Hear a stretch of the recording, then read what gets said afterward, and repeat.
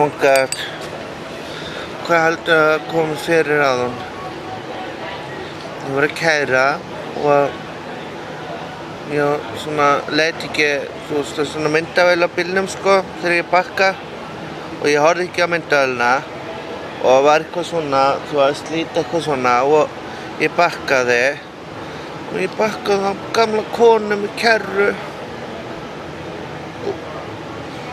Það var alveg, ég er í sjokki sko, ég veit ekkert hvað ég á að gera sko.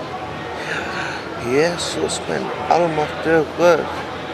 Og ég náttúrulega keyrði áfram. Ég bara, Jesús fyrirgefðu, hvað er ekki allt í lagi með þig? Hún alveg bara, þú veist á íslensku alveg, jú, andskotin hafa, kauptu fyrir mig bjór. Ég kaupti fyrir hennar bjór og hún sagði bara, já, farðu svo bara. Læra að keyra. Ég bara var ógeðslega fegin að hún var allan á lífi.